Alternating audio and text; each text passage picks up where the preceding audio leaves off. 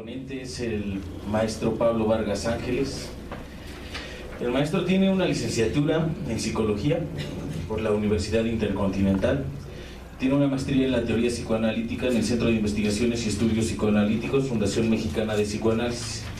Ha dado diferentes seminarios referidos al psicoanálisis, grupo de estudio, los escritos de Jacques Lacan, seminario de filosofía de Jacques Lacan, seminario de psicoanálisis y filosofía, e incluso también ha dado varias conferencias. Aquí también nos tocó hace no mucho de poesía. Y entonces pues el profesor Pablo empieza con su ponencia La pertinencia de la poesía y el psicoanálisis. Le doy la palabra. Muchas gracias. ¿Cuál? ¿Este? Hola, ¿qué tal? Ahí está, ya está prendido. Mucho gusto, buenos días. Me ha encantado estar aquí, gracias por la invitación, David. Han sido muy amables, la vez anterior que vine son unas lindas personas aquí, agradezco mucho la invitación. Porque siempre agradezco hablar de lo que más me gusta y son estos temas, la poesía y el psicoanálisis, ¿no? Desde muy jovencito siempre me interesó esta relación. Es un tema muy popular en el ámbito del psicoanálisis, conjugar lo pertinente, ¿no?, a la poesía y lo pertinente al psicoanálisis. Para los que están en el ámbito psicoanalítico, a lo mejor les puedo sonar un poco repetitivo o algo muy básico. Para quienes se acercan al psicoanálisis, es una oportunidad de conocer cómo más o menos funciona el psicoanálisis. Porque me voy a ir a un tema que es como la base, y que es precisamente en esta base donde se relaciona con la poesía. ¿Por qué la pertinencia de la poesía y el psicoanálisis? Bueno, tiene un doble significado esto de la pertinencia.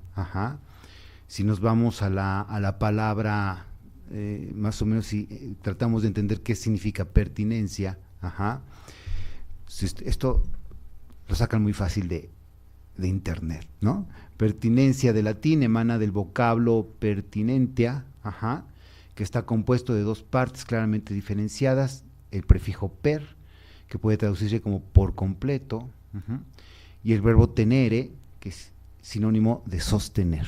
Entonces, la pertinencia es la cualidad de pertinente.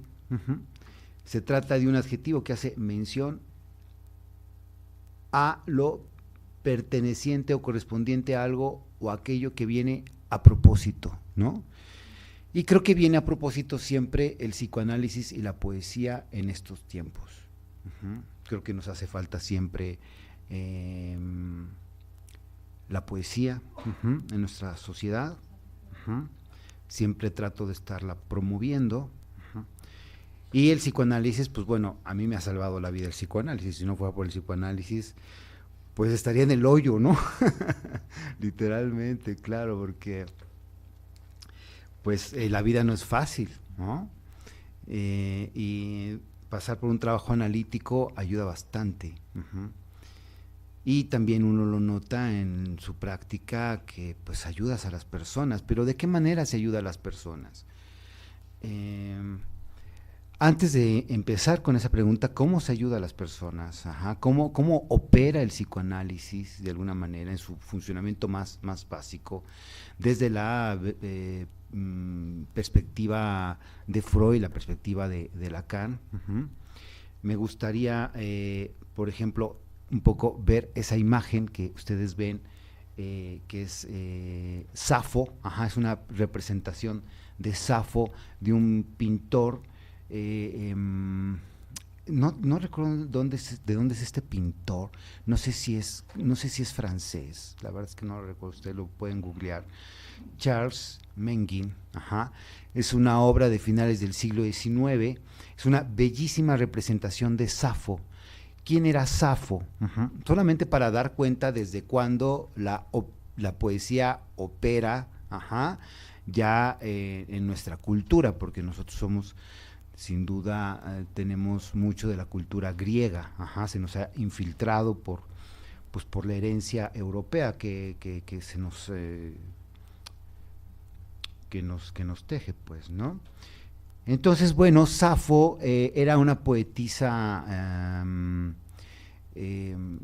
griega, también se le llamaba Safo de Lesbos, porque vivía en la isla de Lesbos, y era una conocida amante de las mujeres y de los hombres, pero sobre todo de las mujeres. Formó un grupo de literatura que se ponía a componer versos. Estamos hablando del siglo VI, siglo VI antes de Cristo, antes de esta era que marcan como de Cristo. Y hay una leyenda de cómo muere, muere arrojada en el alto de un acantilado, ¿no? Un famoso acantilado donde varias personas se suicidaban, y sobre todo se suicidaban por amor, ¿no? Entonces es la paradoja, alguien que compone poesía, pues termina también arrojándose del acantilado, ¿no? Es algo paradójico, ¿no? Si hablamos que la poesía, sirve para sublimar, que ese es el tema principal, ¿no? Entonces, bueno, viene un pequeño verso abajo que dice, es de Safo, Safo a Faón, ¿no? Faón, pues era el hombre del cual estaba enamorado Safo y terminó suicidándose, ¿no? Y Ovidio, es otro, pues un poeta latino, ya más o menos del siglo II después de Cristo, más o menos. Tiene una obra que se llama Heroidas, y es una serie de textos en donde se inventa unas cartas de famosas mujeres, lindo texto, imagínense, lindas mujeres escribiendo cartas a sus amados, ¿no? Entonces, este es un fragmento de esa carta supuesta que le escribe Safo a Faón, y dice: tú eres mi afán, Faón, mis sueños te me devuelven, sueños resplandecientes más que un hermoso día. Allí te encuentro, aunque estés de mis regiones ausente, ¿no? Bueno, qué bello verso de Ovidio, ¿no? Siglo II después de Cristo. Fíjense cómo la poesía tiene una función ya ahí, ¿no? Y cómo el sueño también ya opera ahí con una función. ¿Cuál? Pues la de poner en práctica el deseo, a pesar de que él está ausente de sus regiones, ¿no? Para Safo Feón, ¿no? Entonces, bueno, eso es lo pertinente. Y además hay otra parte interesante aquí, porque cuando hablamos de lo pertinente hablamos de que dos cosas también se pertenecen. Cuando hablamos que algo es pertinente porque es en el tiempo oportuno, pues también son oportunos siempre, son pertinentes siempre, se pertenecen en sí poesía y psicoanálisis.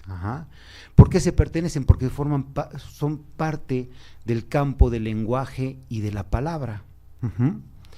Y sabemos que por ahí empieza la enseñanza de Freud, y también por ahí insiste Lacan su enseñanza del psicoanálisis, siempre desde el campo del lenguaje y la palabra, aunque después se meta con matemas y desarrolle toda su topología. Siempre la base será, sin duda, pensar el psicoanálisis desde el campo de la palabra y del lenguaje. Y desde ahí habría que un poco pensar esto: el psicoanálisis es simultáneamente una experiencia terapéutica y una experiencia poética. Al menos es así como yo lo veo, y como otros también lo ven, y me parece que así lo ve también Lacan, que es una experiencia terapéutica y es una experiencia poética. ¿Por qué? Porque pues, la poesía es el acto de significar la poesía, y también en psicoanálisis trabajamos sobre el acto de significar. Ya ahorita vamos a ir leyendo algunas notas. La poesía y el psicoanálisis comparten la relación con el significante y su funcionamiento.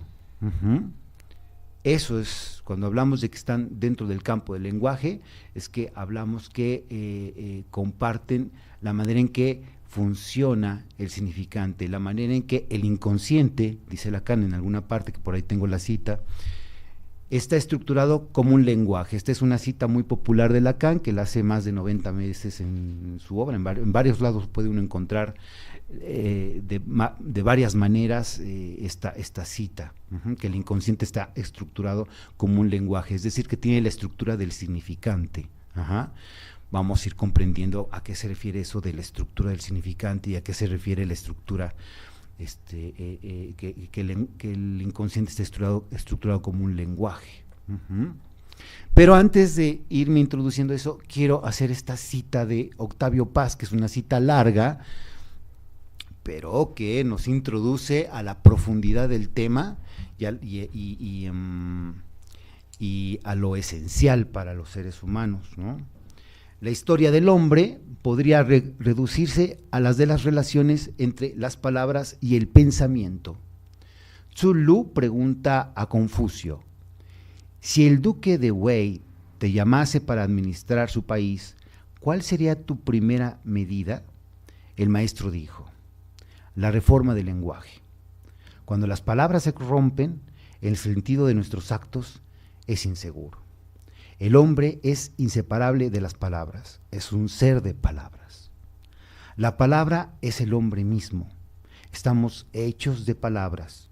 Ellas son nuestra única realidad. No hay pensamiento sin lenguaje, ni tampoco objeto de conocimiento. Lo que ignoramos es lo innombrado. No podemos escapar del lenguaje. Las palabras no viven fuera de nosotros. Nosotros somos su mundo y ellas el nuestro. El lenguaje en su realidad última se nos escapa. El lenguaje es una condición de la existencia del hombre. Es una cita larga, pero que reitera la importancia del lenguaje de nuestras vidas, en tanto que nosotros somos seres de lenguaje. Vamos a ir viendo a ver si esta idea van ustedes como cuajándola también. Otra cita, que es una cita de Lacan, y que menciona aquí a Heidegger, dice: el hombre habita el lenguaje.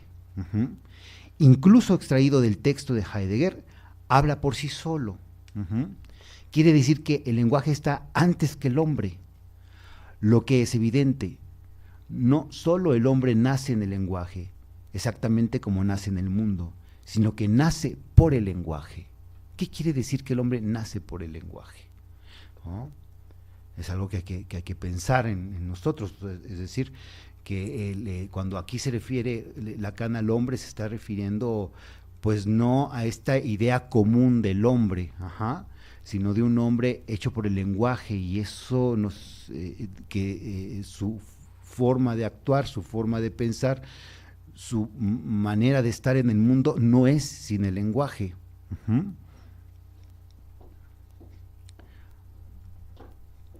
Vamos con otra cita para ir redondeando esta idea.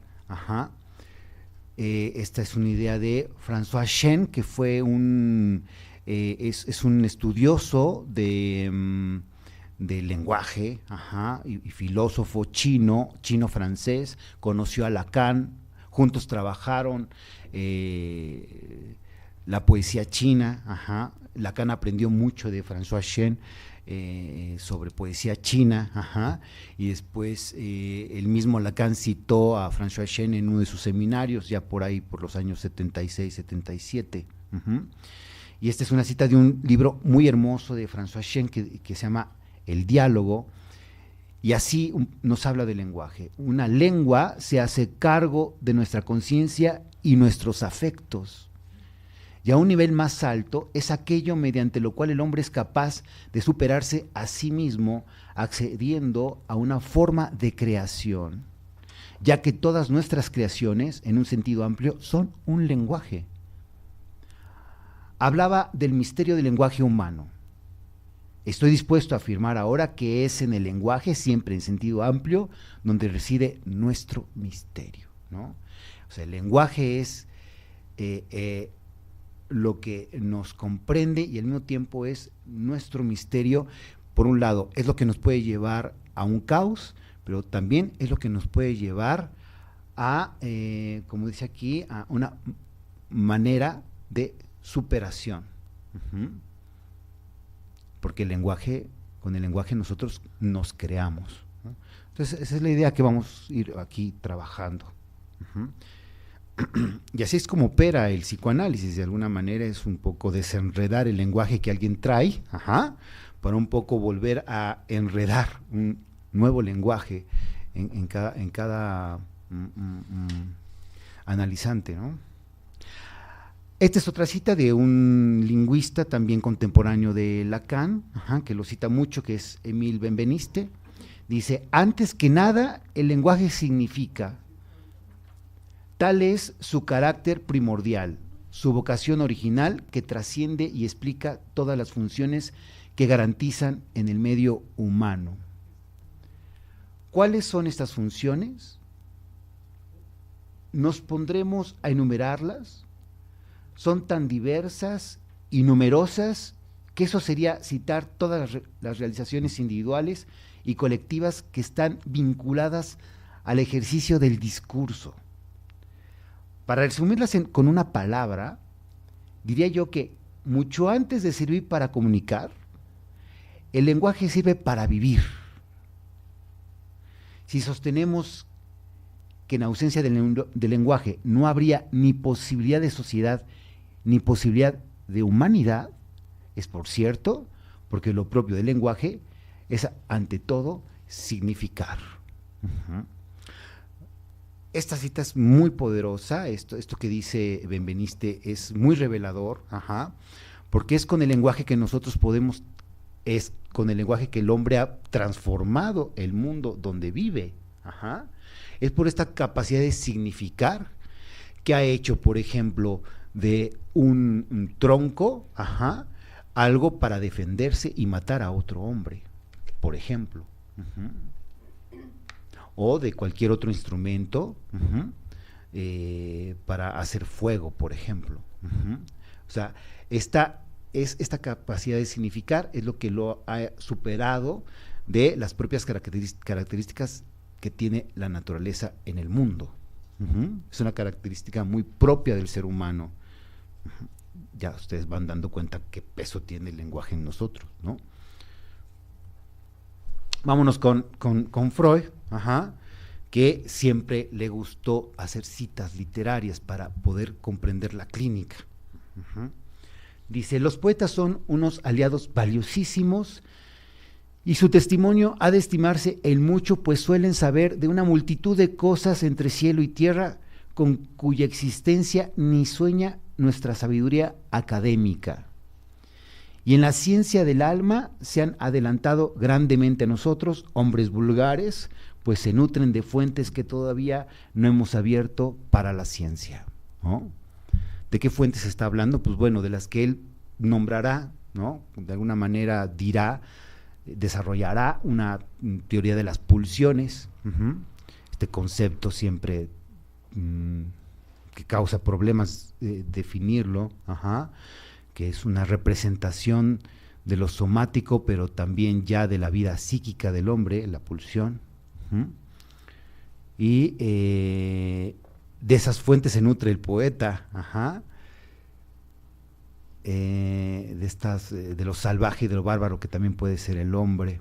Se adelantan al pensamiento psicoanalítico. Si de alguna manera va comprendiendo Freud de qué se trata, lo que él está inventando como el psicoanálisis, es a través de la literatura también. No de embalde cita a Shakespeare y cita a Sófocles, ¿no? Y a muchos otros autores en sus obras principales.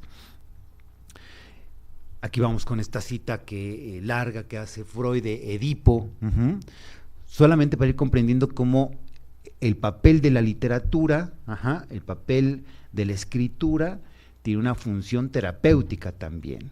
O sea, no solamente el psicoanálisis tiene una función terapéutica, también la elaboración de textos tiene una función poética. Ahí son pertinentes la poesía y el psicoanálisis, ¿no? Dice, en Edipo su destino nos conmueve únicamente porque podría haber sido el nuestro, porque antes de que naciéramos el oráculo fulminó sobre nosotros esa misma maldición. Quizás a todos nos estuvo deparado dirigir la primera moción sexual hacia la madre y el primer odio y deseo violento hacia el padre. Nuestros sueños nos convencen de ello. El rey Edipo, que dio muerte a su padre Layo y desposó a su madre Yocasta, no es sino el cumplimiento de deseo de nuestra infancia. Pero más afortunados que él, y siempre que no nos hayamos vuelto psiconeuróticos, hemos logrado después desasir de nuestra madre nuestras pulsiones sexuales y olvidar los celos que sentimos por nuestro padre. Al paso que el poeta en aquella investigación va trayendo a la luz la culpa de Edipo, nos va forzando a conocer nuestra propia interioridad, donde aquellos impulsos, aunque sofocados, siguen existiendo. Pues claro que siguen existiendo, porque estamos hechos del amor de nuestros padres, ¿no? Y el amor, bueno, para Freud hay que entender que sexualidad es amor, ¿no? Es el acto erótico de desear a alguien. A los hijos se les desea, ¿no? Sabemos que cuando no se desean, pues padecen mucho los seres humanos, ¿no?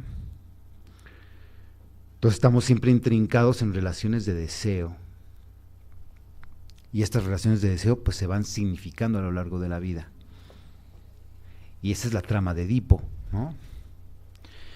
Dice, los propios poetas gustan de reducir el abismo entre su rara condición y la naturaleza humana universal. Harto a menudo nos aseguran que en todo hombre se esconde un poeta y que el último poeta solo desaparecerá con el último de los hombres. Esa frase, a mí me encanta Freud cuando dice esto, ¿no?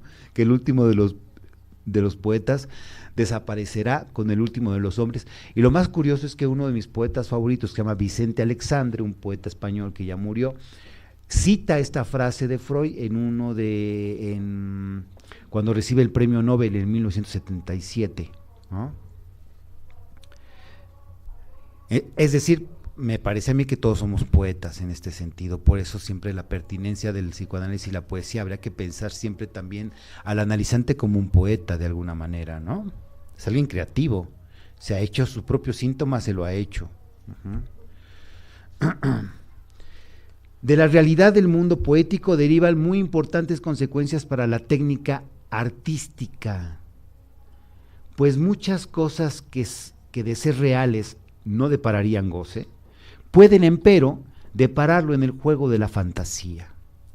Y muchas excitaciones que en sí mismas son en verdad penosas, pueden convertirse en fuentes de placer para el auditorio y los espectadores del poeta. Claro, o sea, es gracias a la poesía que muchas cosas pueden gozarse, porque hay unas que en la realidad no se pueden gozar, porque entraríamos en conflicto unos con otros. ¿Qué es lo que pasa hoy? Hoy nos estamos matando, hay mucha muerte, ¿no? Muchos asesinatos. Habría que poner en juego un poco de poesía en esta sociedad y en cada uno para tal desastre, ¿no? Esa también es un poco la función del psicoanálisis, que algo que se está llevando al acto, que se está corporizando como síntoma, pues pueda ser pasado por aquí, por esta elaboración poética, que es la fantasía también, ¿no? Bueno, y ahora cito a otro de mis autores favoritos, con el que voy complementando todo este estudio, ¿no? Que es Henri Mechonic, un lingüista, filósofo, poeta francés, que murió en el 2009, y tiene esta como frase, esta como concentración de lo que hay que entender en muy poquitas palabras de lo que se trata, me parece, el psicoanálisis y la vida también, ¿no? ¿Por qué no decirlo así? Dice, llamo poema a la transformación de una forma de vida por una forma de lenguaje, y a la transformación de una forma de lenguaje por una forma de vida. Ambas inseparablemente, o incluso diría, una invención de vida en y por una invención de lenguaje. Me parece muy sintética, de una explicación bárbara, a crear esta, digamos, trilogía, ¿no? Que es lenguaje, pensamiento y vida. El pensamiento se hace a través del lenguaje, y en nuestra vida no es más que la manifestación de nuestros propios pensamientos. Pero esto está intrincado, no es tan fácil separarlo. También hay otros investigadores del tema del lenguaje y el pensamiento. Es muy difícil entender en qué momento nace el lenguaje como simbolización y la simbolización como pensamiento, ¿no?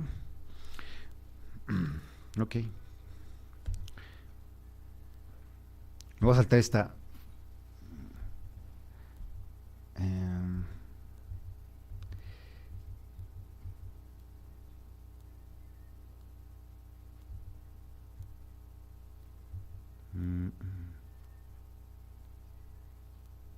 Bueno, esta es otra cita de Lacan, que aparece en su seminario 6 de El deseo y su interpretación.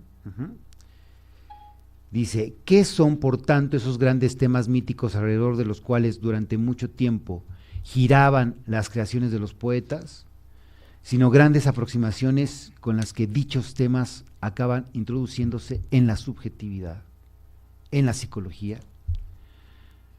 Yo afirmo, sin ambages, y al hacerlo creo estar en la línea de Freud, que las creaciones poéticas, más que reflejar las creaciones psicológicas, las engendran. Las creaciones poéticas engendran las creaciones psicológicas, ¿no? Y bueno, pues esto es evidente, ¿no? Cuando alguien está en análisis y está hablando, pues uno se crea sus propios fantasmas. A esto se refiere. La situación del deseo está profundamente marcada, unida, enlazada a cierta función del lenguaje, a cierta relación del sujeto con el significante. La experiencia psicoanalítica nos llevará lo bastante lejos en esta exploración, como para que hallemos todo el tiempo necesario valernos de la evocación propiamente poética que pueda hacerse de ello, lo cual nos permitirá comprender con mayor profundidad la naturaleza de la creación poética en sus relaciones con el deseo. Otra vez es una cita del seminario 6 de El deseo y su interpretación de Lacan, en donde relaciona creación poética y deseo. El deseo, la manera en que puede expresarse y satisfacerse es a través de una creación poética. Y esta es otra cita en uno de los textos básicos de Lacan, Función y campo de la palabra y del lenguaje en psicoanálisis. Dice, la función de la palabra y del lenguaje no es tanto la de escribir como la de crear e inventar. Por esa razón, la experiencia psicoanalítica ha vuelto a encontrar en el hombre y el imperativo del verbo como la ley que lo ha formado a su imagen. Maneja la función poética del lenguaje para dar a su deseo su mediación simbólica.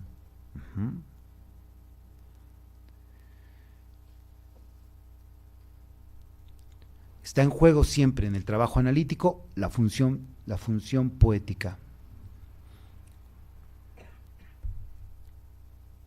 Y bueno, todo para aterrizar, me salté varias citas y el orden de esto por el tiempo, y me voy ya casi al final porque quisiera leer algunos poemas también para redondear cómo es que trabaja la función poética. Pero todo esto nos lleva al gran tema que es la sublimación, que uno de los intereses de Freud es que la salida, la solución de los problemas sea a través de la sublimación. Un tema que también no es fácil de explorar y de comprender, pero aquí cito a Antonio Di Sciascia, que en un texto muy bonito que se llama Psicoanálisis y Poesía, editado en una revista que se llama Colofón, de Argentina, más o menos así hace la relación de sublimación entre Freud y Lacan. Dice: sublimación es el término empleado por Freud a propósito, entre otros, de la creación poética. Lacan le hará dar un salto adelante.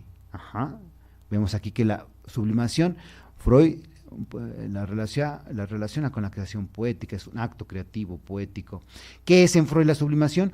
Una transformación de la pulsión que no apunta a un objeto sexual, sino que tiende hacia otro fin. Imprimis, en primer lugar, la investigación intelectual y la creación artística. Se sublima, nos dice Freud, con las pulsiones. ¿Y qué sabemos de eso? ¿De dónde vienen esas pulsiones? Del horizonte de la sexualidad. Recuerda Lacan en la estela de Freud. La cosa no nos lleva mucho más lejos porque de la sexualidad no se sabe nada. Lo que se sabe bien, por el contrario, es que la obra de arte, particularmente la poesía, es una manera sublimada de conseguir la satisfacción de la pulsión. Entonces, pues es muy pertinente un poco de poesía en estos tiempos, ¿no? Porque la pulsión pues no la podemos satisfacer así tan fácil y siempre encontramos diques en la vida, hay que saberla sublimar. Es un poco el trabajo terapéutico, de eso se trata, de sublimar, de llevar a un acontecimiento creativo la propia vida, cuando esta vida está atorada en síntomas, ¿no? Déjenme, ¿ya se acabó? Bueno, pues ya se acabó, pero leamos un poema de Sor Juana Inés de la Cruz, ¿no? Para ver cómo ella sublima este amor siempre velado que tenía también por una mujer, ¿no?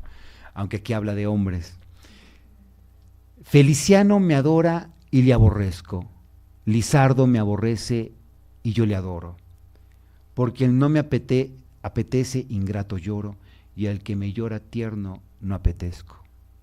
A quien más me desdora, el alma ofrezco, a quien me ofrece víctimas desdoro, desprecio al que enriquece mi decoro, y al que le hace desprecios enriquezco. Si con mi ofensa al uno reconvengo, me reconviene el otro a mí ofendido, y al padecer de todos modos vengo, pues ambos atormentan mi sentido, aqueste con pedir lo que no tengo, y aquel con no tener lo que le pido. Bueno, pues muchas gracias, que tengan buen día, gracias por escuchar. Gracias.